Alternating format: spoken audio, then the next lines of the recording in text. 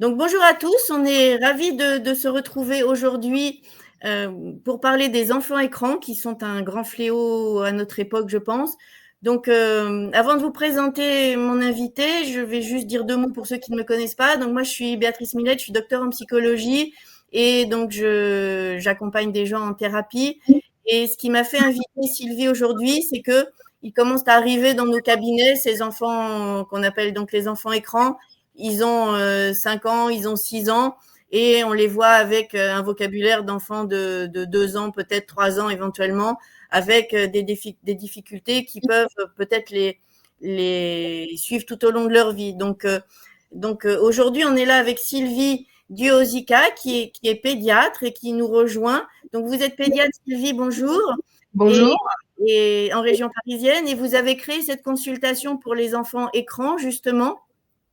Oui, j'ai créé depuis. Allez-y, pardon. Non, allez-y. Donc, une consultation sur exposition écran à l'hôpital Jean Verdier, c'est à Bondy, effectivement, en Île-de-France, pardon, depuis 2019. Je voyais des enfants de moins de 11 ans, maintenant je vois des enfants de moins de 6 ans et plutôt de moins de 4 ans, moins de 3 ans même. Et puis aussi, et c'est important pour nos auditeurs, je suis membre du collectif Cause voulant dire collectif sur exposition écran, où il y a beaucoup d'informations sur le site. Ok. Et donc, si vous nous dites un peu, parce que ces enfants écrans, moi j'ai l'impression que c'est un phénomène universel et qu'on les voit partout. On les voit dans les restaurants. Moi, c'est une petite anecdote, mais j'étais au restaurant il y a quelques jours et il y avait un enfant moins d'1 an dans sa chaise haute, avec d'une part le téléphone des parents dans la main et en plus une tablette, comme si c'était pas suffisant, une tablette un peu de jeu en plus. On les voit dans les transports, on les voit. Moi, j'étais en Afrique il n'y a pas longtemps. Là-bas, ils les appellent les enfants appartements. On voit aux États-Unis où on nous dit, alors je ne sais pas si c'est vrai, j'ai pas regardé les études scientifiques, mais que l'âge de la marche est décalé de 1 an à 18 mois et du langage de 24 à 30 mois. Donc, on a l'impression que c'est universel. C'est qui ces enfants et comment ils sont arrivés là finalement? Alors, on a tous changé de vie, hein. On vit une révolution numérique et il n'y a aucune raison que les enfants ne soient pas impactés. Et ça, je pense qu'il y a un manque de prise de conscience de cette nouvelle situation que nous vivons avec tous ses avantages, mais ses gros inconvénients, notamment chez l'enfant. Et comme ça impacte le quotidien des parents dès le réveil de leur enfant, eh bien, comme cet objet est en permanence présent, faut pas oublier la télévision aussi, hein, qui est toujours allumée dans près d'un foyer sur deux. Et que l'écran est dans la main des parents et que l'enfant est intéressé par ce qui intéresse son parent et que l'on pense aussi de plus en plus que l'écran va faire mieux que le parent lui-même, enfin c'est ce que pensent certains parents, enfin bref, ça impacte dès les premières heures de vie à la maternité.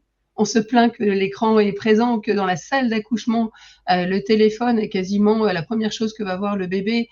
Enfin, voilà, donc cet impact étant tellement omniprésent jour et nuit qu'il ne peut pas être nul, loin de là. Et donc après, chacun se fait avoir à son échelle en fonction de l'information qu'il a, soit parce qu'il pense que c'est mieux que lui, et ça m'arrive assez souvent de constater ça malheureusement. Les parents manquent de confiance en eux et pensent que la comptine sur YouTube va être plus profitable pour leur bébé que ce qu'ils vont dire eux. La notion d'être tout de suite dans le numérique dans la vie, ce qui permet d'être un peu moderne et de pas rater des choses, et donc ils pensent la même chose pour leur bébé. Et puis une notion dont on va parler qui est très importante, c'est la technoférence, c'est-à-dire cette notion que le parent est lui-même complètement capté par son écran et que du coup il est plus disponible pour son bébé.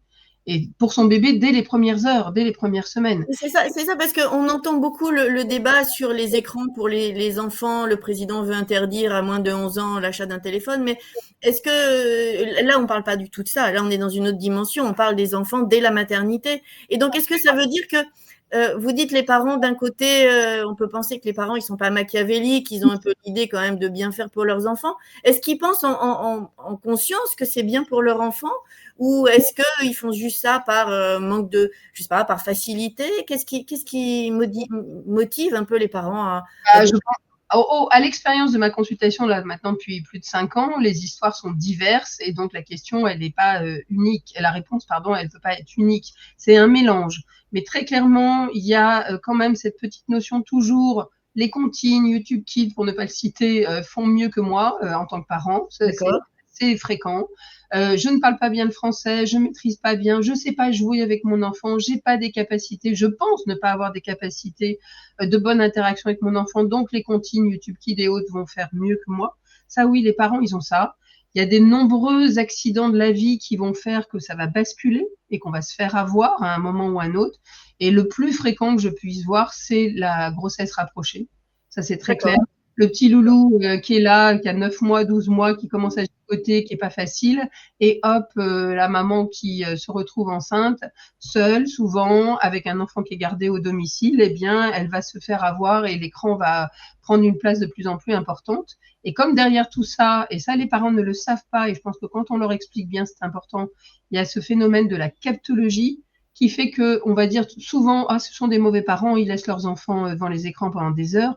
Eh bien non, dans la majorité des cas, et quand ils sont prévenus, on pourra se reposer la question, mais dans la majorité des cas, ils ne savent pas dans quel piège ils tombent, et cette histoire de captologie est absolument essentielle à leur apprendre, à la fois pour eux et à la fois... C'est-à-dire, qu'est-ce que vous entendez par captologie?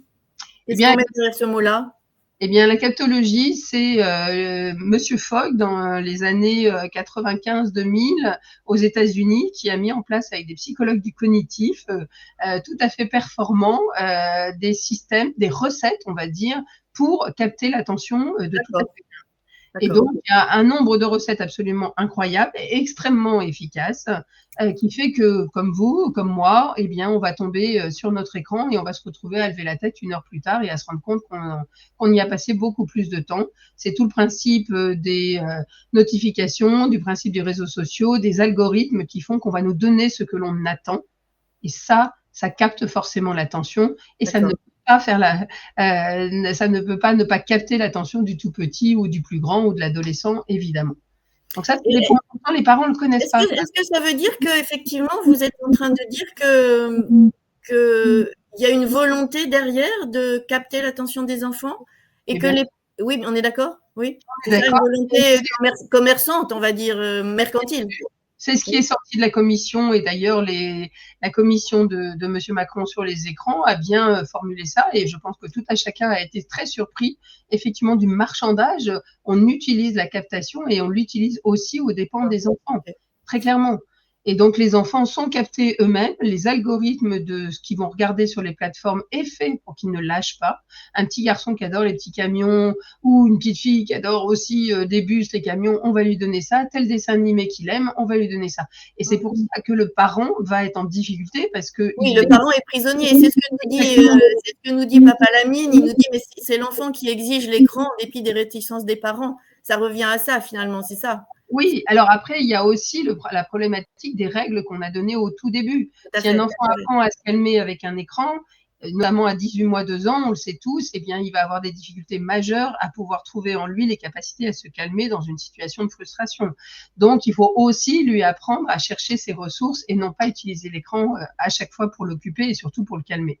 Une des raisons principales dans différentes études que j'ai pu faire pour laquelle on donne l'écran à l'enfant, c'est pour le calmer. Oui. Mais est-ce que ça veut dire que les parents, donc ce qu'on est en train de dire là finalement, parce qu'on pourrait dire ça calme l'enfant, il apprend à se détendre, etc. Donc c'est super et comme ça le parent il est tranquille.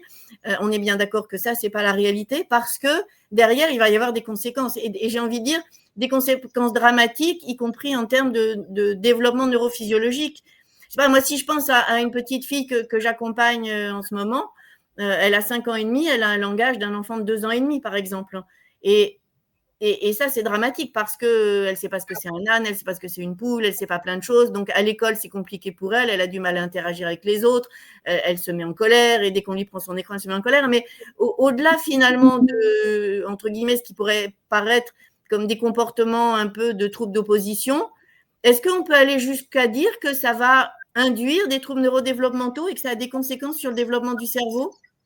Vaste question sur les troubles neurodéveloppementaux et sur les symptômes qu'on peut constater. Je reprends quand même parce que c'est important, le papa Lamine dit que sur la frustration, sur les colères, et c'est important que les parents aient ça en tête parce que c'est la première utilisation. On utilise l'écran pour calmer son enfant une fois, et on va lui expliquer qu'on va arrêter ensuite et qu'on va passer à autre chose et qu'on va s'occuper et que le parent est disponible pour s'occuper de lui, ça ne posera aucun problème. La problématique, c'est qu'on va l'utiliser à plusieurs reprises et que l'enfant va prendre ça comme content et va utiliser ça pour se calmer et pour gérer ses frustrations. Et c'est là où ça pose problème. C'est pour ça qu'il faut redire aux parents, si c'est ponctuel dans des situations bien particulières et qu'on explique à l'enfant ce qu'on est en train de faire, et je veux dire que si c'est fait une fois, ça posera pas de souci. Le problème, c'est la répétition, le quotidien. Voilà. Après, à savoir les troubles que cela engendre quand on utilise très mal l'écran, eh bien, ça engendre des troubles extrêmement importants. On parle. Par exemple, oui.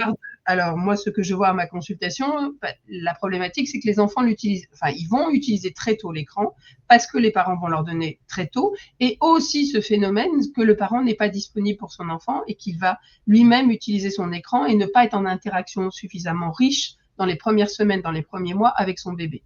Et donc, on sait ça, parce qu'en fait, on a l'impression effectivement que ce que vous dites, c'est pour calmer l'enfant et ça fonctionne. Mais moi, j'ai un peu ce sentiment aussi dans les gens que je reçois que c'est un peu la nouvelle nourrice, la télévision et les écrans. C'est qu'on les met comme ça, on est tranquille. Moi, je pense à un monsieur qui me dit, mais vous savez, on met notre fils devant parce qu'il faut bien qu'on prépare le dîner, il faut bien qu'on soit tranquille. Alors, j'ai envie de lui répondre, oui, mais le dîner, vous ne le préparez pas de 7h du matin à 7h du matin le lendemain, par exemple. Mais c'est aussi cette question d'avoir la tranquillité, entre guillemets, et de faire autre chose et de ne pas s'en occuper. Alors oui, après là, on va culpabiliser les parents. Je pense que c'est pas l'idée. Je pense que c'est important de reprendre son quotidien. Moi, je dis la première chose, c'est aux parents, reposez-vous la question de ce que vous faites avec votre portable quand le bébé arrive. C'est la première question qu'il faut se poser. C'est ce que je raconte dans mon petit livre. Et ensuite, se rappeler, et ça c'est essentiel, comment un enfant apprend à parler. Comment un enfant apprend à gérer ses frustrations quand il va grandir, mais surtout comment il installe le langage. Et donc ça, c'est la première chose dont il faut prendre conscience, et dès la maternité et ensuite, un enfant, il apprend à parler par étapes dans le regard de ses parents. Et il faut donc que ses parents soient plongés les yeux dans les yeux et qu'ils soient en interaction positive avec son bébé. C'est-à-dire que dans les premières heures, on fait des areux, et ça, c'est la base du langage. Je pense que beaucoup de parents, malheureusement, l'ont oublié. Ils pensent que, pouf, ça y est, le langage va surgir à 6 mois, à 12 mois, et on se rend compte à 3 ans qu'effectivement, il ne dit pas un mot. Oui, donc c'est pour ça qu'on a des retards de langage et des retards de développement, parce qu'effectivement, il n'y a pas cette interaction positive avec les parents. Oui, elle commence à la maternité, la télévision est allumée. Maman, parce que c'est maman qui est là, évidemment, mais voilà, après, ça va être aussi papa ou l'autre personne qui s'occupe de l'enfant, va être captée elle-même par son téléphone, par sa tablette, par son ordinateur, peu importe. Et donc, le regard n'est pas un regard correct vis-à-vis de son enfant, et donc les interactions ne se mettent pas en place. Un bébé, il se construit dans le regard de l'adulte qui s'occupe de lui. Et si on n'est pas disponible parce qu'on est pris en permanence par son téléphone ou par la télévision qui est allumée en arrière-plan, eh bien, tout se passe mal. Alors, bien sûr que c'est la répétition de tout cela dans la journée qui va poser problème. Je suis pas en train de dire que si on regarde son portable 3 fois dans la journée, 5 fois dans la journée, 5 minutes pour répondre à un SMS et autres, il va se passer des problèmes. Évidemment que non. Et si la télévision est allumée pour regarder un match de foot comme en ce moment, c'est pas un problème. Mais c'est la répétition dans le quotidien, au moment où on change la couche du bébé, au moment où on lui donne le biberon, au moment où on est censé jouer avec lui, être disponible, que les choses se passent mal. Et c'est ça ce que vous dites, c'est la première base. Quand ça devient un peu permanent finalement, quand c'est ponctuel, voilà, faut pas rentrer dans le sujet de dire que en effet tous les écrans sont nocifs tout le temps et qu'il faut 0 écran pour les enfants, mais à bon escient. Mais tiens, par exemple, quand l'adulte responsable doit prendre conscience de ce qu'il fait avec son écran en présence du bébé. C'est surtout ça le premier point.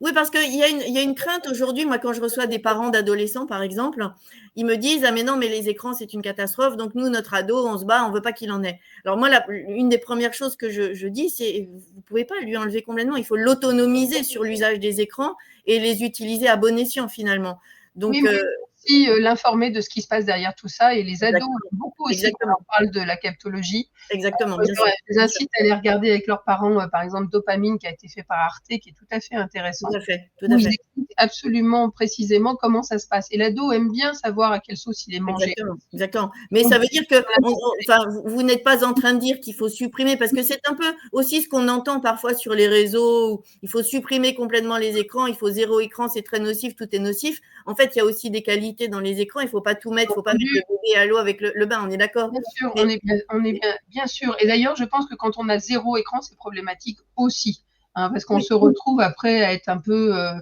tout à fait en dehors du jeu, on va dire, dans la vie de tous les jours. En dehors du jeu social.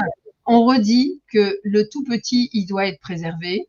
Je pense que c'est important de le dire aussi, parce qu'on me pose souvent la question, tout ce qui va être ce qu'on est en train de faire en visio, Skype ou Zoom, ça pose pas de problème pour l'enfant, parce qu'il n'y a pas les algorithmes, il n'y a pas la captologie derrière. Et parler à la s'il fait un Zoom avec ses grands-parents qui sont au bout de la terre, ça c'est très positif, on est d'accord. Exactement, il faut le faire, et ça, c'est pas un problème quand on s'est retrouvé trop à utiliser trop les écrans, ça c'est pas un souci. Je dis aussi souvent les photos de famille, les films de famille, ça pose pas de problème. Ça c'est très très bien. Oui, mais quand on a peur après de l'écran, on n'ose plus. Oui, c'est ça. Après, on met tout dans le même sac et puis on fait plus rien du tout. On n'utilise plus les écrans du tout. Et c'est là où on va couper les enfants et les familles du monde dans lequel ils vivent finalement. Absolument. C'est vraiment le contenu et la façon dont c'est géré derrière sur les plateformes, sur les contenus, même sur la télévision. Il y a aussi la notion dont on n'a pas parlé, c'est de la permanence.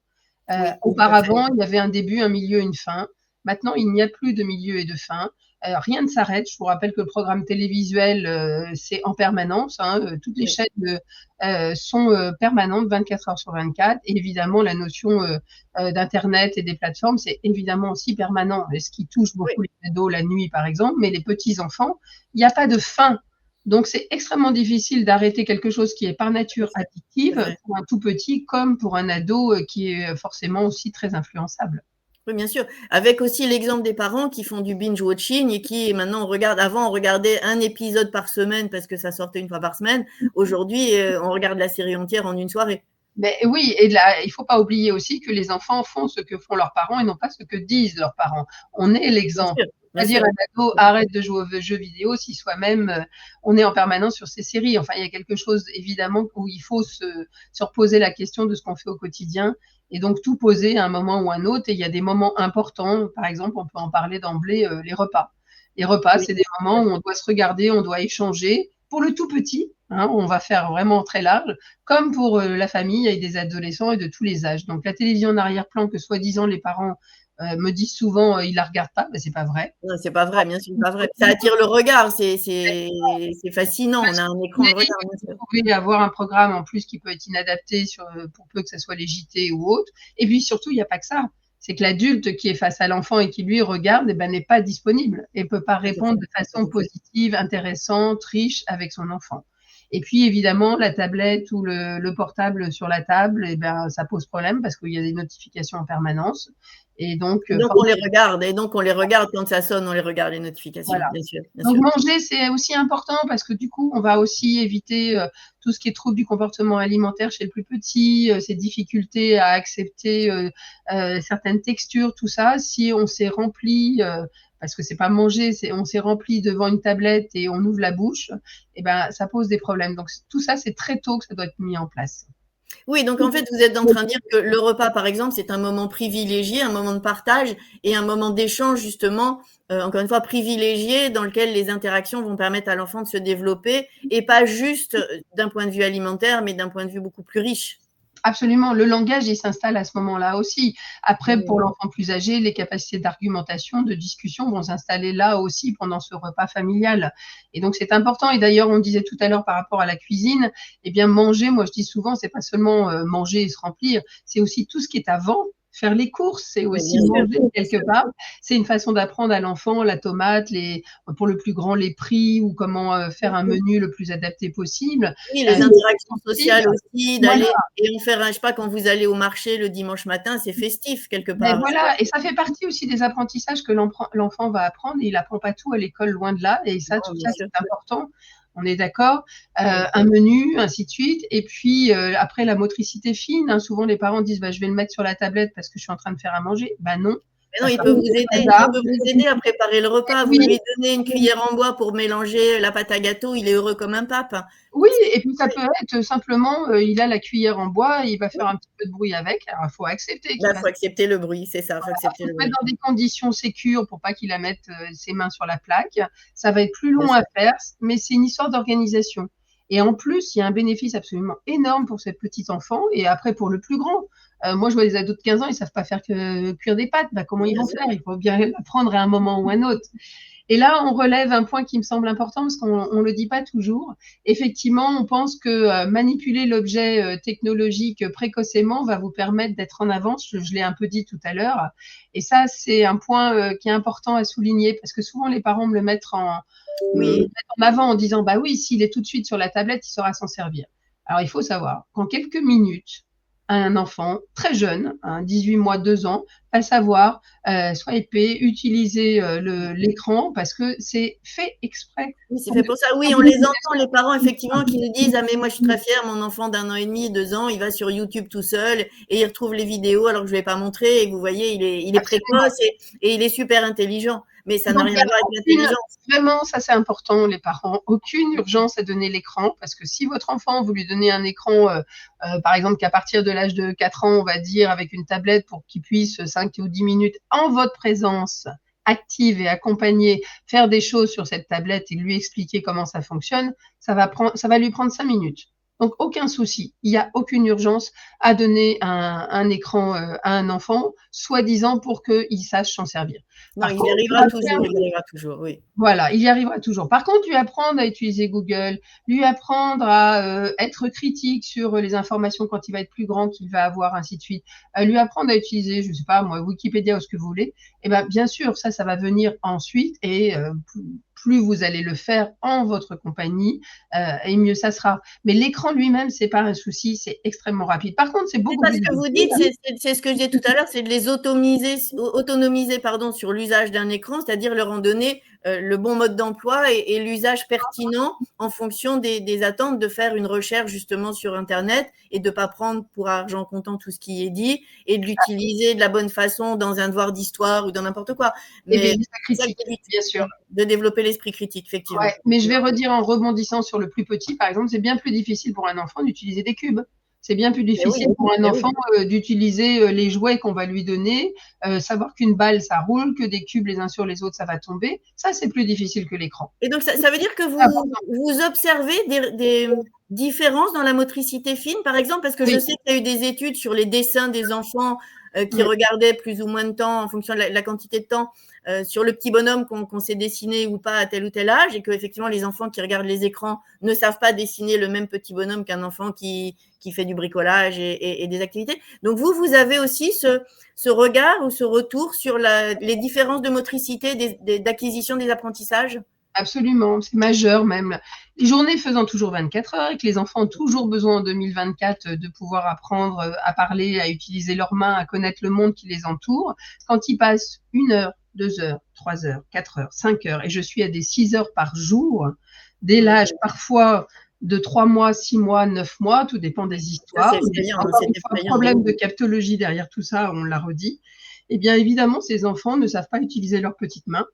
Ils ont la main molle, comme disent les maîtresses qui les voient arriver en petite section de maternelle. Ils savent pas obtenir un crayon parce qu'ils n'ont pas appris. C'est tout simplement, tout ça, ça s'apprend au fur et à mesure des semaines, des mois que vit l'enfant. Et comme ils savent pas faire tout ça, ils abandonnent en plus, parce que quand c'est difficile, on abandonne et on revient à ce qui est le plus Et simple. oui, c'est le plus facile. C'est ce qui est le plus facile, c'est un plaisir simple sans effort. Donc je vois des enfants qui ne savent pas utiliser leurs mains. En niveau motricité globale, moi, pour ma part, je ne vois pas trop de retard, mais je vois des gros retards de motricité De fine. motricité fine, d'accord. Et Mais ça, ça c'est veut très dire donc bête. quand ils arrivent à l'école, ces enfants qui ont Ils la savent, main molle, comme vous dites, ils savent faire ça. Sur un livre, ils vont faire ça. oui, voilà, ils savent rien faire. Ils savent rien faire. Non, parce qu'ils n'ont pas appris. Encore une fois, pour savoir, il faut avoir appris. Et donc, il faut savoir utiliser un cube, une balle, comme on a dit, une feuille, un livre, ainsi de suite, savoir qu'on tourne les pages, ainsi de suite. Et tout ça, ils ne l'ont pas appris. Tout ça associé à un retard de langage absolument monstrueux, voire pire. Enfin, voire pire, non, c'est pas pire. Ils n'ont pas de langage, quasiment pas. Et parfois même, je vois ce qu'on appelle le YouTublish. Donc ça, ce langage, peut-être que vous allez aussi le percevoir quand vous allez accueillir des enfants qui ont été beaucoup exposés aux écrans très petits. Ce sont des enfants qui répètent ce qu'ils ont écouté sur YouTube. Oui. D'accord. Et donc, c'est ce qu'on appelle des langages plaqués. Donc, c'est des enfants qui répètent des dessins animés qu'ils ont entendus toute la journée. Maintenant, avec mon infirmière en consultation, on reconnaît les comptines qu'ils ont entendues pendant des heures, malheureusement, avec une petite voix robotique, parce qu'ils reprennent exactement ce qu'ils ont entendu, ou alors ils vont compter en anglais ou faire l'alphabet. Et les parents sont souvent très fiers d'eux parce que d'ailleurs, ils sont capables de répéter l'alphabet ou de donner des chiffres en anglais ou des couleurs en anglais. Et là, très vite, on détricote tout ce qu'on a expliqué et on explique que c'est pas ça la base du langage et qu'ils ne font que répéter comme des perroquets. Et donc, ça, ils n'ont pas la capacité d'utiliser finalement le langage pour exprimer ce qu'ils veulent. Absolument. Ils ne l'ont pas parce que là aussi, ils ne l'ont pas appris puisque l'interaction ne s'est pas passée avec leurs parents, avec l'adulte qui était non disponible aussi pour eux pour pouvoir leur parler. Oui, tout à fait. Et donc, si je rebondis sur ce que dit Lamine, est-ce que justement, vous avez un peu éludé tout à l'heure la question, est-ce qu'on a une idée dont ça impacte le développement cognitif des enfants? Est-ce que ça veut dire, parce que on va prendre le sujet par un autre bout finalement, vous recevez ces enfants en consultation avec les parents? Oui. Bon, donc ça veut dire que tout n'est pas perdu. Ah, mais bien sûr que tout n'est pas perdu. La plasticité cérébrale de l'enfant est bien là. Exactement, faut le dire. Donc ça veut dire que si tout n'est pas perdu, comment vous intervenez finalement? Donc le développement cognitif, il est perturbé. Un enfant qui arrive à l'école, qui est un enfant à la main molle, comme vous dites, qui n'a pas de langage, qui n'a pas qui n'a pas même l'usage du vocabulaire, qui ne sait pas comment on utilise des mots parce qu'il les plaque. Oui. Quelles sont les conséquences finalement qu'il va garder à vie et comment on peut est-ce que ça disparaît ou quel est l'impact sur le développement cognitif à ce moment-là? Il y a plusieurs situations, évidemment. Tout dépend avec quel bagage est parti l'enfant. Et ça, personne ne peut répondre à l'avance, puisque sauf quand on a un peu d'éléments cliniques que les parents peuvent nous raconter, mais on peut avoir des enfants en grande difficulté, et pour le dire, qui ont peut-être des troubles du neurodéveloppement qui étaient déjà installés et qui vont avoir une appétence pour l'écran, parce qu'on sait que certains enfants ont une appétence pour ce qui bouge et l'écran. Et puis, il y a des enfants qui sont neurotypiques, probablement, qui n'avaient pas de problème et qui se sont retrouvés à être des heures devant les écrans et avec des interactions trop pauvres. Et donc, ces enfants, quand je les vois à l'âge de 2 ans, 2 ans et demi, qui ont passé plus d'1 an de leur vie devant les écrans de façon inadaptée et que les parents ont bien compris, que tout le monde a bien compris, des fois la famille au sens large, les grands-parents aussi doivent prendre aussi conscience de la situation. Et quand on arrête les écrans et quand on se remet en interaction avec l'enfant et qu'on se remet à jouer, parce qu'on répète, l'enfant apprend à parler en jouant, eh bien, les choses sont assez impressionnantes. Moi, je vois des enfants en une semaine, les parents me disent ces mots-là, il m'a regardé, il me regarde, il commence à comprendre un peu ce qui se passe. Et au bout d'un mois, les enfants qui rentrent de nouveau dans les apprentissages, avec forcément un retard, parce qu'on ne peut pas tout rattraper. Oui, on ne peut pas tout rattraper en une semaine. Mais ce que vous êtes en train de dire, c'est qu'un enfant qui spontanément n'est pas neurodivergent, donc n'a pas de trouble de neurodéveloppement, du moins tant qu'on peut le savoir, lui va rattraper son retard de développement et il y aura a priori, alors pas en une semaine, même si c'est spectaculaire effectivement ce que vous dites, mais ça veut dire que quelques mois, quelques années plus tard, il n'aura plus de retard du tout ou restera quand même quelques petites marques? Alors, chacun est différent, encore une fois, avec son potentiel. Bien sûr, on peut pas... J'ai quand même plusieurs années de recul. J'ai des enfants qui sont sortis de ça avec une reprise du langage, une reprise des interactions, une compréhension du monde qui les entoure, ainsi de suite. Je vois des enfants où j'ai l'impression qu'ils sont revenus à intécrum à ce qu'ils auraient dû être s'il n'y avait pas eu, encore une fois, cet épisode-là. D'autant qu'ils ont moins de 3 ans, je répète. Plus ils sont petits, plus... Mais c'est jamais trop tard. Même si l'enfant a 5 ans et est en grande difficulté, on avance quand même. Et je vois des enfants qui gardent des petits troubles de l'attention, qui gardent des petits troubles de concentration, qui se dispersent. Mais aurait-il été... globalement, ça va. Mais globalement, ça va. Ah, mais globalement, ça va. Non, et les parents sont les premiers, moi je les appelle des parents ressources, sont les premiers à témoigner de ce qui s'est passé et de ce qui se passe maintenant et de retrouver leur enfant dans les interactions et dans un processus d'apprentissage. Et les maîtresses le voient très bien également aussi quand elles ont connu l'enfant à 3 ans à la petite section de maternelle et la transformation au bout de quelques mois. Au bout de quelques mois, l'enfant reprend.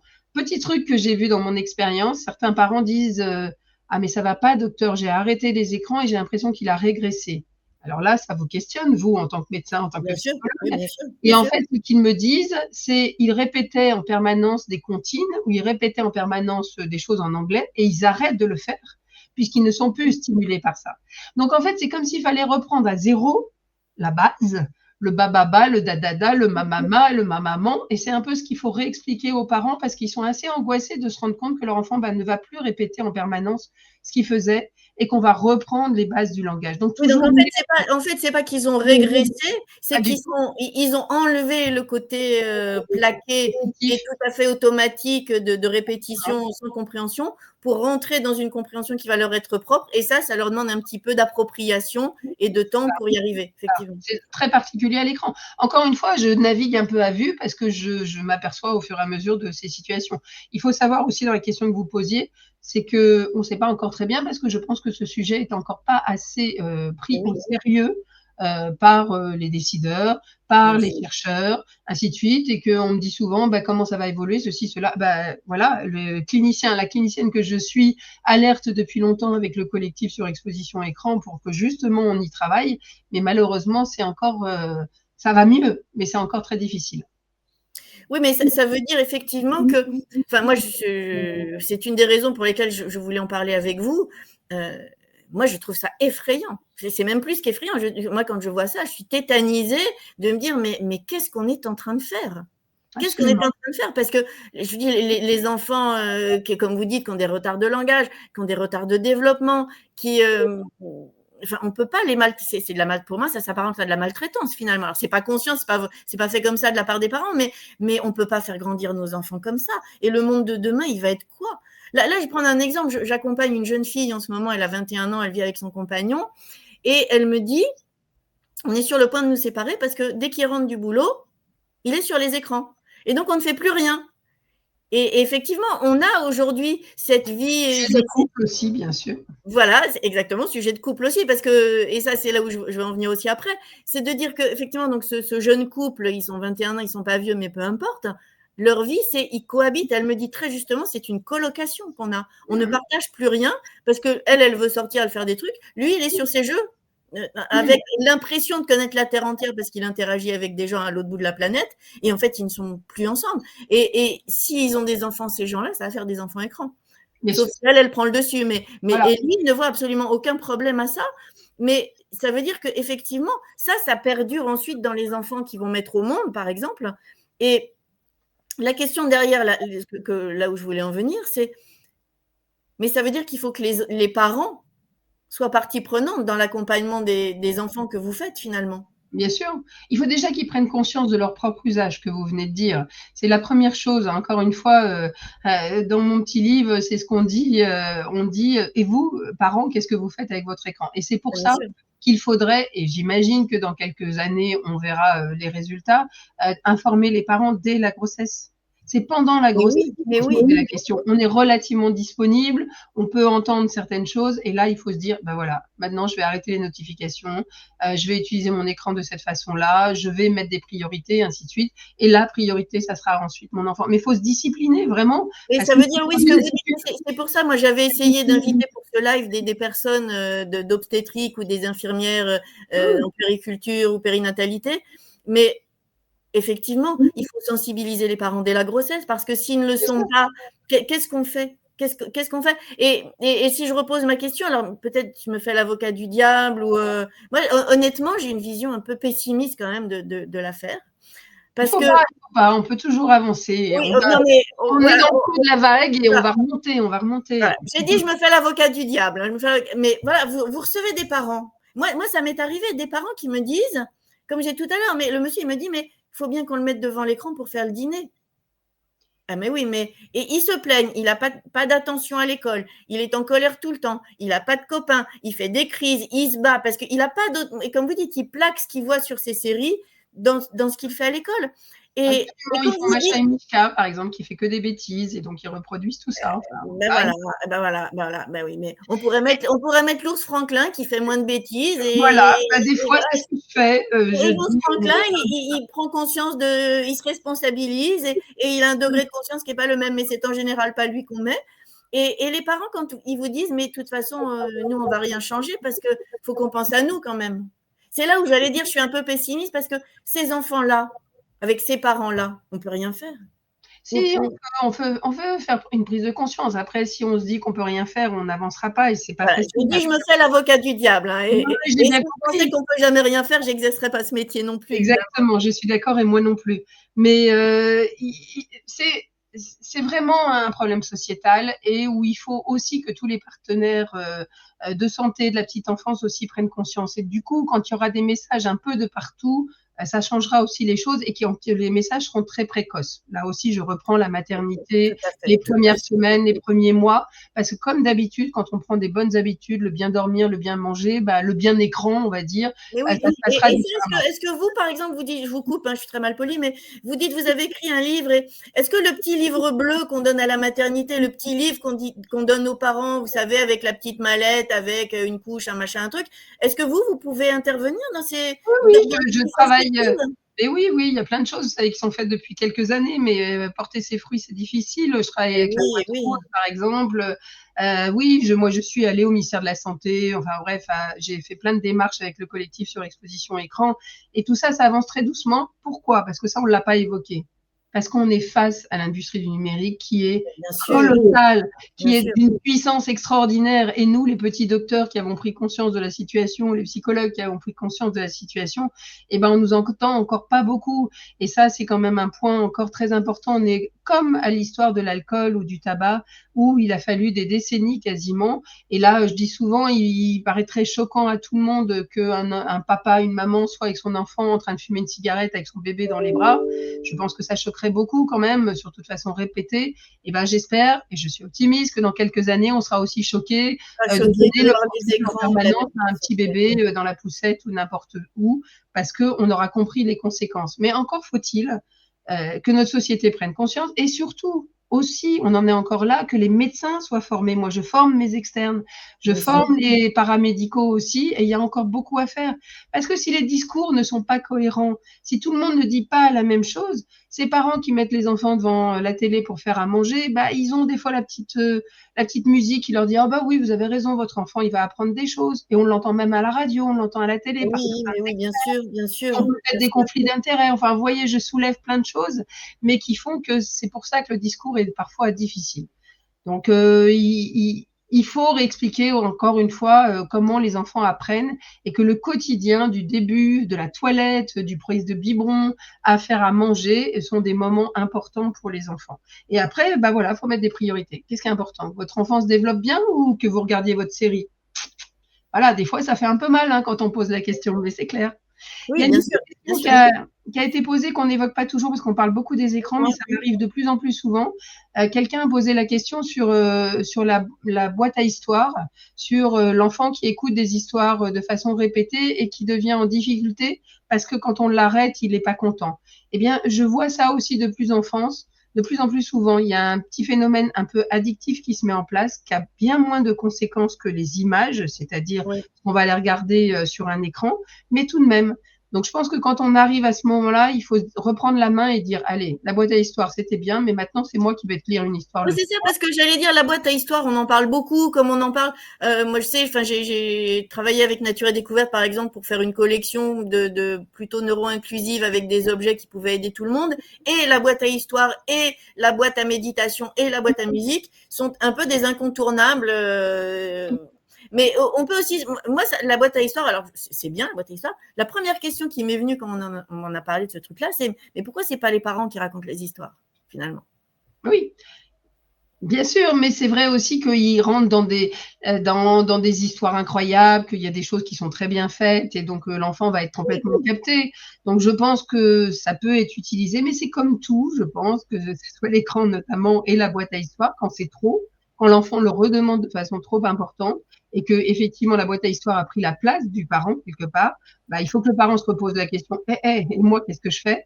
Et puis effectivement retrouver cette vraie interaction humaine dont l'enfant a besoin. Donc voilà, il faut faire attention dès que ça déborde, dès que l'enfant redemande. Tous les enfants ne sont pas touchés de la même façon. D'ailleurs, on ne l'a pas dit, ça c'est important aussi, cette notion-là. Dans une même famille, hein, que ce soit l'écran, la boîte à histoire, Mmh. il y a vraiment avec la même éducation, il y a des processus addictifs qui ne sont pas les mêmes. On n'a pas tous le même cerveau et les mêmes Bien sûr, fragilités. bien sûr. Et d'ailleurs, il faut se méfier beaucoup, et c'est mon constat, malheureusement, les garçons sont beaucoup plus touchés. Dans ma consultation, je vois 80% de garçons, essentiellement, avec une même éducation, des familles et des jumeaux, c'est le garçon qui est touché et la fille qui passe devant l'écran, qui n'a pas du tout la même prise sur l'écran. Ça, c'est une notion aussi parallèle, mais qui est pas inintéressante à avoir en tête. Et donc, comment vous arrivez à différencier finalement les approches quand vous avez une fratrie, par exemple? C'est-à-dire, en fait, quels sont les conseils, finalement, si je vais plus précisément dans ma question, que vous donnez aux parents quand ils viennent vous voir avec un enfant? Donc, j'imagine, il y a le sevrage, mais comme on nous l'a dit tout à l'heure, sevrer un enfant, il va se mettre à pleurer immédiatement, il va faire des colères, enfin, c'est pas évident. C'est difficile, même très. Comme quand vous dites au papa ou à la maman, mais c'est soit votre enfant, soit la série, c'est très frustrant, donc c'est pas du tout évident finalement. Donc, faire des électrochocs pour essayer que la prise de conscience se fasse, c'est aussi ça l'idée, évidemment. Oui. Il faut reprendre, c'est pas juste je lance ce mot et puis voilà, débrouillez-vous avec ça, bien sûr. Bien sûr. Ça dépend des situations. Soit c'est ma consultation, encore une fois, toutes les semaines, je vois des enfants accros aux écrans très petits, qui ont 3 ans par exemple, qui ne parlent pas du tout, qui dorment très mal, on n'a pas parlé du sommeil, mais c'est important, qui ne gèrent pas leur colère, enfin bref, et qui sont totalement passifs à l'école parce qu'ils sont perdus et qu'ils ne sont pas dans la communication. Ceux-là, ils sont dans un syndrome de surexposition aux écrans. Oui. Surexposition parce que trop précoce, trop tôt dans la vie et trop longtemps dans la journée, plusieurs heures par jour. Donc cela, il n'y a qu'un seul moyen pour qu'on revienne vraiment à quelque chose de correct pour l'enfant, c'est un sevrage effectivement brutal, total.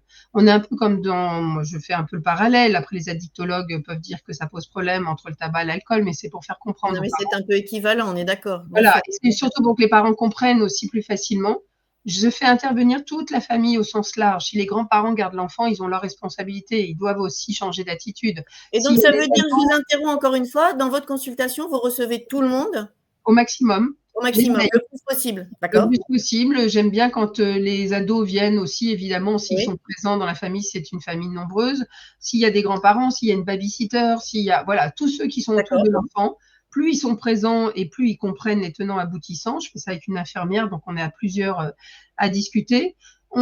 J'utilise une ordonnance parce que l'ordonnance, ça montre combien c'est important. Oui, c'est l'expert qui parle aussi, oui. Voilà, donc sur cette ordonnance qui fait 2 pages, il y a beaucoup de choses où on réapprend comment l'enfant apprend, la nécessité d'un sevrage brutal, où ça va être dur pendant une semaine, où il faut que tout le monde s'y mette. Moi, j'ai même des parents qui appellent les grands-parents le dimanche en disant « On arrive, vous éteignez les télés », et ainsi de suite, pour que tout le monde vraiment participe. Et comme les progrès sont fulgurants en quelques jours au niveau des interactions, c'est dur. Alors, ce qui est aussi assez étonnant quand même, c'est qu'il y a des parents qui disent « C'était pas si dur ». Ça, faut le savoir. D'accord. Des situations où en fait on l'avait tellement utilisé sans s'en rendre compte que du coup certains enfants on l'enlève et ils sont pas à courir après en permanence. Et puis, mais donc ça veut dire si vous enlevez, enfin j'imagine, vous jetez pas les gens à l'eau sans savoir nager, donc vous leur enlevez les écrans, vous les sevrez d'un coup d'un seul, on est d'accord. Vous leur proposez quand même des pistes de remplacement. Évidemment. Voilà, vous les laissez pas comme ça. L'ordonnance, elle fait 2 pages. Bien sûr. C'est pour ça que je donne un petit livret aussi. La consultation, elle dure presque 1 heure. Je donne un petit livret où il y a des jeux adaptés à l'âge de l'enfant et des dessins pour que ça soit plus simple pour les parents et des photos. Et c'est pour ça aussi que Cécile, l'infirmière qui travaille avec moi, elle s'assoit par terre avec un tapis, on met des jouets et on explique aux parents ce que c'est une dinette et le faire semblant et qu'il y a des choses à utiliser pas bien chères et qui marchent très bien. Une chose importante, c'est qu'on dit qu'il faut sortir, que les maladies, je suis bien placée pour le dire, ne s'attrapent pas à l'extérieur, bien au contraire. Et que l'enfant a besoin d'être exposé à la lumière naturelle, et l'adulte aussi d'ailleurs, a besoin de faire des efforts physiques, ainsi de suite. Donc, toutes ces choses-là sont dites, c'est pas seulement arrêter les écrans, voir. Et vous savez comment on les appelle, ces écrans en Afrique? Moi, je reviens du Sénégal il n'y a pas très longtemps. On les appelle les enfants appartements, voilà, parce qu'ils sortent pas, ils prennent pas la lumière, ils sont enfermés. Mais oui. Voilà, c'est des points essentiels qu'il faut reprendre et que, évidemment, tout ça, c'est de la parentalité, c'est réexpliquer comment un enfant apprend. Et tout ça est dit, écrit et répété.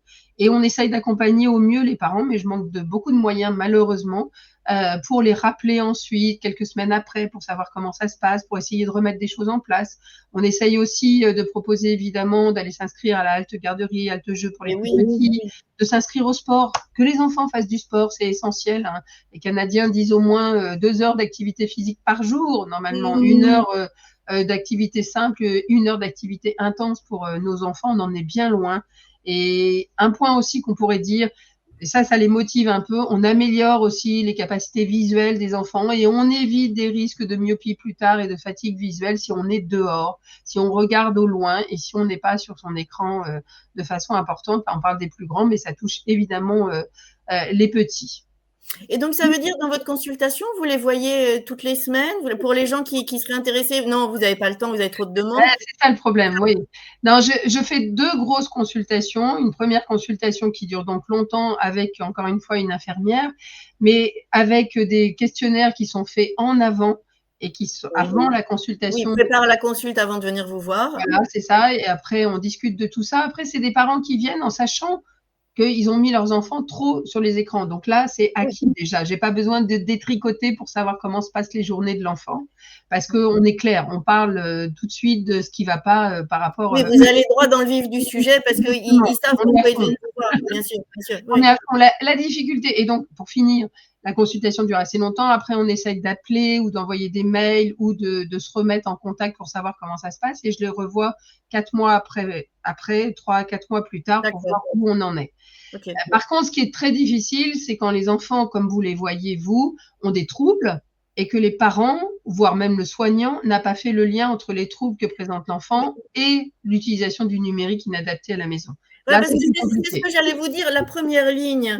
Et là, je vois cette question de Valérie qui nous dit, est-ce que les entreprises aussi peuvent prendre part à la sensibilisation? Parce que c'est vrai que les entreprises, on pourrait imaginer, peut-être vous le faites d'ailleurs, que vous interveniez dans des entreprises. Parce que les salariés ne sont pas que des salariés, ils ont aussi des familles quand même. Donc voilà.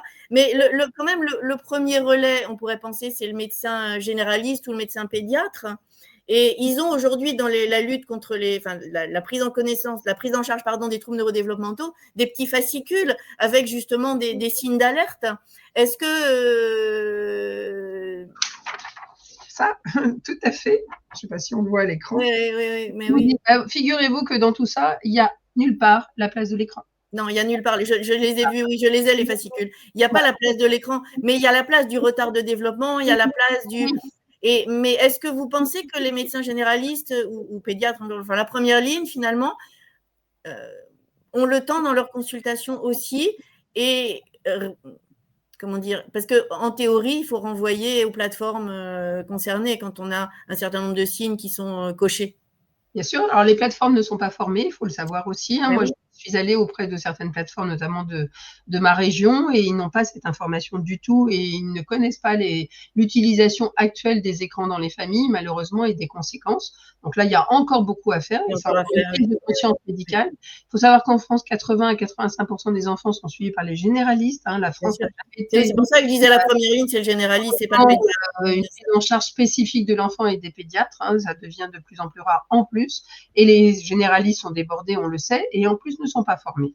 Donc, c'est assez catastrophique et il y a certains généralistes qui ont pris conscience, mais c'est vraiment au cas par cas.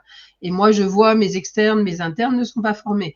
J'ai fait faire une thèse où dans la thèse, tous les internes disent je ne sais pas quoi dire parce qu'on ne m'a pas appris, je ne sais pas ce qu'il faut dire aux parents. Je me sens même intrusif à leur dire quelque chose sur l'utilisation de l'écran, alors que ça fait partie de leur rôle, effectivement, tout à fait. de toucher le bébé sur le On peut penser quand même dans ce que vous dites, quand même, si je récapitule, quand vous recevez ces enfants-là, la première chose, c'est le sevrage, c'est de jouer avec un enfant, c'est de lui parler, c'est d'interagir. Enfin, en un mot commençant, c'est du bon sens. Ça devrait être mais on l'a perdu beaucoup, le bon sens. Il est parti. On a perdu le bon sens parce que l'industrie du numérique a tout fait pour qu'on le perde et qu'il gagne. Vous savez, un enfant, un bébé, c'est un très bon client. Ça commence très tôt. Mais oui. Et malheureusement, c'est ce qui se passe en vérité. Et du coup, un enfant devient addict aux plateformes et après, c'est extrêmement compliqué de revenir en arrière. Donc, de la prévention du bon sens, mais encore faut-il que les parents aient aussi cette information. Et ça commence à bouger, mais évidemment pas assez vite à la hauteur d'un enfant de 3 ans où ça va tout très, très vite. Oui, ça va très vite. On demande pourquoi les filles sont moins touchées que les garçons. J'aimerais bien justement les chercheurs s'interpellent sur ce sujet On ne sait pas non plus à l'heure actuelle pourquoi les troubles du spectre autistique ou les troubles neurodéveloppementaux touchent également beaucoup plus les garçons que les ça, on le sait aussi, oui. voilà. Donc c'est aussi, il faut le savoir, dans l'autisme par exemple, c'est 3 garçons pour une fille en moyenne, et moi je suis presque dans ces proportions-là, avec des enfants qui ont des troubles qui ressemblent à l'autisme. Ce n'est pas de l'autisme, mais ils ont des symptômes qui ressemblent à l'autisme quand ils ont été exposés de façon importante.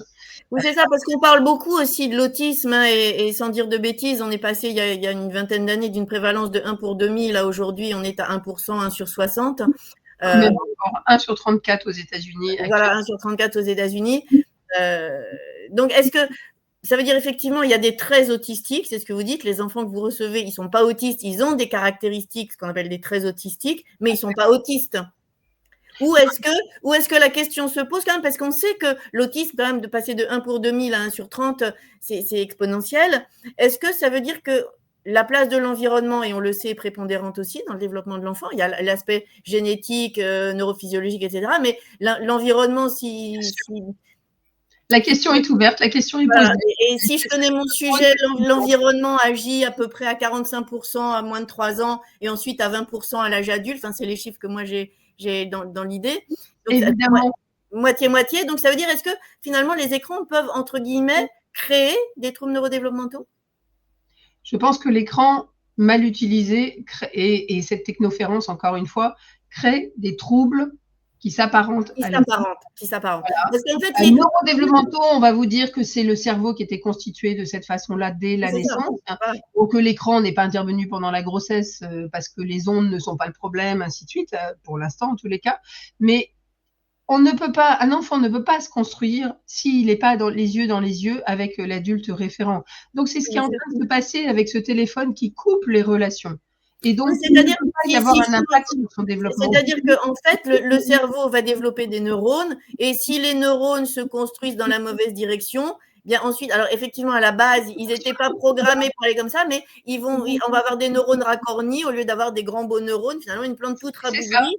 Et des connexions extrêmement riches qui devraient s'installer ne s'installent pas. Et une fois que c'est tout rabougri, c'est compliqué de refaire partir la plante dans le bon sens. Bien sûr. Et en plus, si l'enfant part avec un trouble neurodéveloppemental congénital, on va dire, ou génétique programmé, on va dire, forcément, il va être aggravé. Donc, dans tous les cas, on gagne à gérer l'écran de la bonne façon dès le plus jeune âge et prendre conscience de cette histoire de technoférence. On doit être disponible pour son enfant la plupart du temps dans la journée. Oui, donc voilà, Barthélemy, par exemple, qui nous dit qu'il n'a jamais proposé d'écran à ses enfants, sauf le film une fois par semaine en famille. Et ben voilà, ça c'est un juste milieu. C'est important aussi, à chaque fois, même les tout petits, d'abord de partager des choses. Encore une fois, l'écran accompagné, partagé, argumenté, échangé, c'est génial. Et même tout petit, ça ne me pose pas de souci à partir du moment où il y a un co-visionnage, mais un co-visionnage actif. Parce que moi, j'entends aussi, ah ben oui, je regardais, mais en fait, j'étais sur mon portable. C'est ça. Donc, un vrai co-visionnage où on peut discuter et discuter de ce qui se passe, même chez un tout petit, je ne suis pas choquée. Oui, et on peut décrypter aussi les images qu'il voit, justement. C'est ça que vous dites, un visionnage actif, c'est de ne pas le laisser intérioriser, finalement, des concepts pour lesquels il n'a pas la maturité de les comprendre. Si on lui montre, je sais pas quoi, les informations, le tsunami, lui, il sait pas que le tsunami, il n'est pas dans le ruisseau d'à côté. Bien sûr. Après, il faut faire attention à la sensibilité de chacun. Il faut faire attention aussi à soi-disant les âges pour tel âge, tel dessin animé. Ben non, la sensibilité est différente, chaque enfant est différent. Il vaut mieux avoir vu d'abord soi-même en tant qu'adulte, évidemment, le film pour après le regarder ensuite. Ça, c'est beaucoup mieux parce que on connaît son enfant, on va mieux appréhender les choses. Et quand on le fait de cette façon-là, le fait Barthélemy, eh bien, c'est très bien et c'est très festif. Moi, j'ai 5 enfants et j'ai fait ça aussi. Et il n'est pas question de revenir en arrière et de ne pas utiliser les écrans quand ils sont bien utilisés. Moi, j'ai toujours regardé les films avant que ma fille ne les regarde. J'allais jamais, ou les livres, même les livres. Une fois, elle me dit, j'ai un livre que je veux acheter, elle était ado. Je regarde, je lui dis, oui, mais je te l'offrirai pas parce que c'est plus un livre d'adulte qu'un livre pour toi.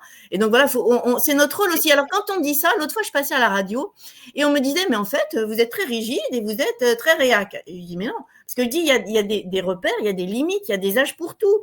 Les enfants ont besoin de ça, de cadre. Ça les rassure. Ils ont besoin de repères. Et on me dit, mais en fait, vous êtes très rigide parce que vous mettez des cadres. Mais pas du tout. Mais si on ne veut pas faire grandir les enfants n'importe comment, ils ont besoin de repères et c'est le rôle des parents finalement. Mais les enfants le réclament. Mais on est d'accord, mais bien sûr, ils le réclament. Ils me disent, mais protégez-moi du porno, protégez-moi de la violence, mais oui. Des images insoutenables. Bien sûr, évidemment, l'enfant a toujours besoin d'être protégé. On est là pour ça. On lui donne la main pour traverser la rue. On est dans la même situation. Et donc, justement, quand on revient sur les dessins animés qu'on a vus avant, quand on met son enfant devant Gulli, devant Netflix Kids, devant YouTube Kids, ce que vous voulez, ce qu'utilisent beaucoup les parents, on ne sait pas ce qu'ils regardent.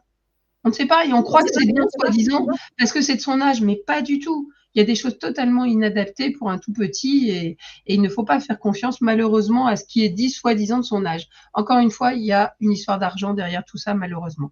Mais oui, malheureusement. Alors, une petite commentaire qu'on nous dit là. Pas de solution toute prête, juste une idée, informer sur ce sujet et ses impacts dramatiques sur le développement de l'enfant dans la formation pour les indépendants, dans les collectifs, un peu partout. Je me bats depuis longtemps pour qu'on forme effectivement le maximum de gens parce que plus on aura pris conscience de la situation et plus le discours sera clair pour les parents et mieux on avancera. Il y a encore beaucoup à faire. Moi, je trouve qu'il y a l'éveil quelque part. Il y a des gens qui ont compris. Ils ont compris, des médecins, des parents, des soignants ou pas, des maîtresses, les institutrices de petites sections de maternelle, elles ont compris, elles les appellent les enfants écrans d'ailleurs, hein, et elles les reconnaissent. Depuis le Covid, c'est bien pire. Et puis, il y en a d'autres qui passent à côté complètement en pensant qu'il ne se passe rien. C'est incroyable. Incroyable. C'est ça, je suis d'accord avec vous, je ne sais même pas comment on peut passer à côté et se dire qu'il n'y a rien. Et c'est vrai que dans les écoles, mais alors ça c'est humain, hein, c'est la diversité humaine, on a autant des enseignants qui sont très ouverts, sensibilisés, éveillés, et puis il y en a d'autres, moi je reçois des parents, ils me disent, mais sous le préau, il y a l'écran avec le dessin animé qui passe pendant la récré. Donc, on peut se dire que c'est peut-être pas la bonne idée, ça, par exemple. Après, certains, faut pas tout mélanger, me disent, oui, mais alors, il y a Pronote et l'ENT, et c'est tout sur Internet. Oui, mais à un moment donné, c'est aussi le monde. C'est un autre grand sujet, mais c'est un autre grand scandale aussi de notre époque. Hein. Moi, je suis intervenue à plusieurs reprises et à chaque fois, les parents reviennent sur ça, notamment les collégiens et bientôt les primaires, sur la notion de l'utilisation de l'écran par les élèves. Il y a un point qu'il faut redire, qui est important, et ça nous pend au nez dans les années qui viennent, c'est l'atteinte visuelle de nos enfants avec l'utilisation des écrans inadaptés. Vraiment. Le cristallin des enfants n'est mature que vers l'âge de 10-11 ans. Donc, la lumière bleue passe beaucoup plus facilement et les impacts sur la rétine ne vont pas être nuls du tout. Les épidémies de myopie que voient les pays asiatiques, parce qu'eux, ils ont de l'avance sur nous, si on peut dire, sur l'exposition aux écrans, elle est majeure. La fatigue visuelle, enfin, vraiment, si on n'est pas inquiet sur le cerveau, et on devrait l'être, hein, oui, mais on peut être inquiet sur autre chose aussi. Et donc, ça me fait penser, je rebondis sur ce que vous venez de dire. On n'est pas les seuls au monde, hein, bien sûr. Vous parlez de l'Asie. Est-ce que ces pays qui ont cette avance sur nous, malheureusement, sont aussi en avance sur la mise en place de solutions, par exemple? Est-ce qu'il y en a qui ont déjà pris la mesure du fléau?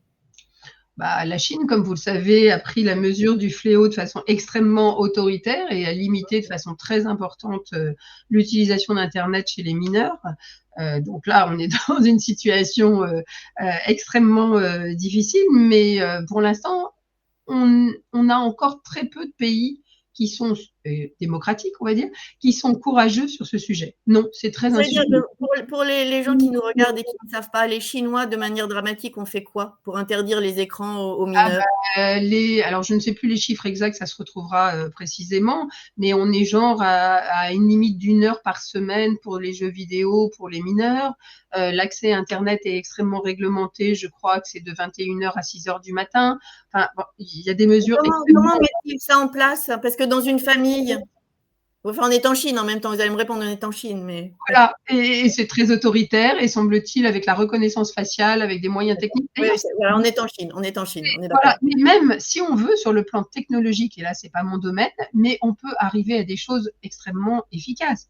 Exemple type, la pornographie en France, je vous signale, et les parents, il faut qu'ils le sachent, qu'un enfant qui navigue sur Internet sans contrôle parental, sans la présence du parent à côté, peut se retrouver en quelques clics sur des images pornographiques. Oui, c'est quasiment un viol psychologique. Quelques images, ça suffit. Hein, ça va à une vitesse absolument folle.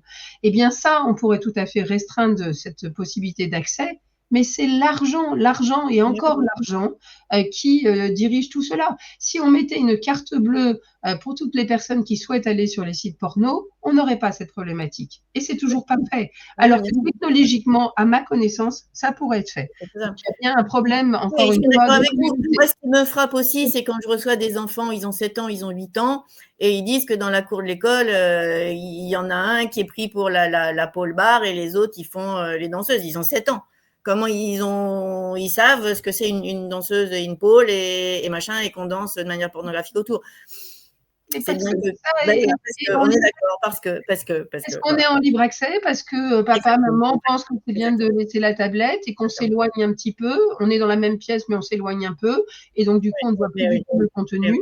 Et encore, on est dans la même pièce. Et on est dans la même pièce. La majorité des enfants, malheureusement, comme le nomadisme des écrans fait qu'on va se retrouver dans sa chambre, tout seul. Les parents sont rassurés parce que souvent ils me disent il est sous le même toit, donc moi je suis tranquille, il n'est pas dehors en train d'être avec je ne sais pas qui. Et en fait, c'est exactement l'inverse. Il se retrouve à être sur des jeux violents ou sur la pornographie et il est en situation de danger, cet enfant. Il est dans sa chambre. Donc c'est problématique. Donc, on arrive à la fin de notre live. On pourrait en parler pendant des heures. Là. Retenons les 4 pages, je ne l'ai pas dit, mais très rapidement. On en est bien retenir, exactement. Voilà. Alors, moins d'écran possible avant 3 ans, ça c'est clair. Entre 2 et 3 ans, c'est accompagner toujours avec des contenus adaptés et des temps très courts. Et puis, les 4 pas qui sont toujours très efficaces, c'est-à-dire un lieu, pas d'écran dans la chambre. S'il vous plaît, les ados, pas d'écran dans votre chambre. C'est important, vraiment, et notamment pas 3 temps sans écran, c'est-à-dire le sommeil, vraiment. Donc, 1 heure avant d'aller dormir, on n'a pas d'écran. Les adultes devraient faire évidemment attention aussi pour mieux s'endormir. Hein. La mélatonine, les contenus excitants, on n'en a pas parlé, mais tout ça, c'est tout à fait bien prouvé. La deuxième chose, pas d'écran pendant les repas, c'est essentiel. On discute, on fait attention à ce qu'on mange, ainsi de suite. Et il y a tout intérêt pour de nombreux impacts. Et le dernier point, pas d'écran le matin, idéalement, parce qu'on capte toute notre attention. Et du coup, l'enfant, quand il arrive à l'école maternelle, la maîtresse fait pas Zébulon, elle fait pas Sam le pompier ou pas de patrouille, et du coup, l'enfant n'est pas du tout intéressé. Et puis, le matin, on a d'autres choses à faire, il faut s'habiller, manger, et tout ça, c'est de la motricité fine, c'est des petits moments importants de la vie, et donc, pas le matin, pas le soir, pas pendant les repas. C'est des interdits, mais les enfants, ils se construisent sur ces règles, et puis pas dans la chambre, encore une fois, pour tout le monde, c'est vraiment essentiel. Et allez sur le collectif Cause, on a un site qui vous donnera plein d'informations pour les parents comme pour les professionnels. Oui, donc je mettrai, on mettra dans les commentaires le lien pour le Cause, le lien pour votre livre, le lien pour toutes les ressources importantes.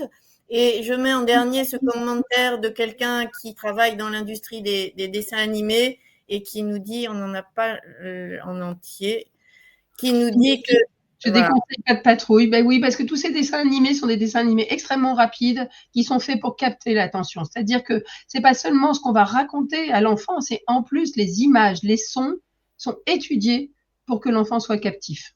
Bien sûr. C'est monstrueux. C'est diabolique. Et donc, le mot de la fin, je vous laisse le mot de la fin, mais en tout cas, j'étais ravie d'échanger là-dessus. Éventuellement plus en détail sur un autre live à la demande des internautes ou pourquoi pas. Mais en tout cas, ceux qui nous ont regardés, partagez ces messages, faites quelque chose. On ne peut pas laisser nos enfants. Moi, je suis tétanisée de voir les enfants qui vont grandir comme ça et la génération qu'on va créer derrière nous. Donc, faites quelque chose. Je pense qu'il faut un grand mouvement de la société, justement, des parents pour informer au maximum. Voilà. Et éventuellement, je reprends ce que disait Valérie, pourquoi ne pas intervenir aussi dans les entreprises? Il faut le grand mouvement, il faut y aller. On ne peut pas laisser faire ça. Absolument. Avec des gens sans conflit d'intérêt pour informer. Oui. Ne l'oublions pas, malheureusement. Oui. Donc, un grand merci Sylvie. S'il n'y a plus de questions, si vous n'avez pas une dernière info à partager, on s'arrête là. Avec grand plaisir de vous avoir reçu aujourd'hui et d'avoir échangé sur ces sujets vraiment fondamentaux. Avec plaisir, merci. À bientôt.